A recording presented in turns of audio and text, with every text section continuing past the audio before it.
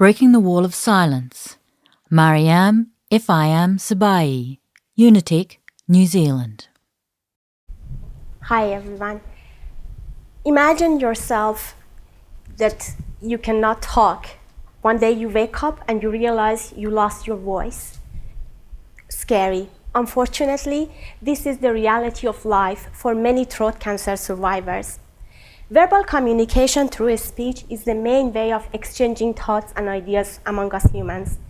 Now, let me tell you how the voice speech is produced. Voice speech is produced in a form of a flat sound by vibration of the vocal folds, which are located inside the voice box. Then this flat sound passes through the vocal tract, which acts like a filter by damping some frequencies and resonating the other frequencies to achieve different meaningful sounds within a language.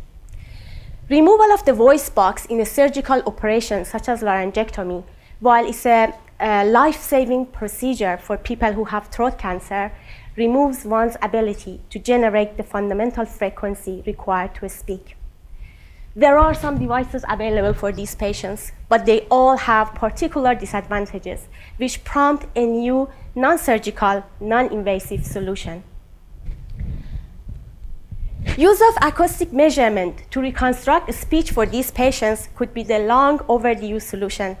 In fact, acoustic measurement of the voiced vowels and diphthongs have already provided us with fundamental data that we need for any advancement in speech processing, speech recognition, and speech reconstruction fields, ranging from regular devices like mobile phone to applications such as Siri in iPhone.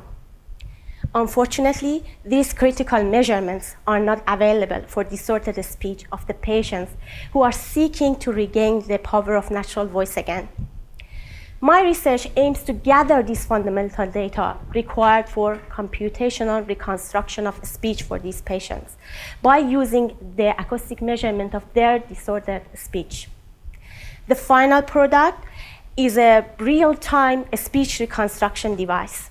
This device will bring these patients with a better, more satisfactory speaking ability and hopefully better quality of living. Thank you. Any questions for me? I brought this, this is Electrolarynx that they use now. So they put it, because they don't have the fundamental frequency required to talk. So they whisper. So they put this here. This is the way that they talk. So it's quite monotone and they don't like it.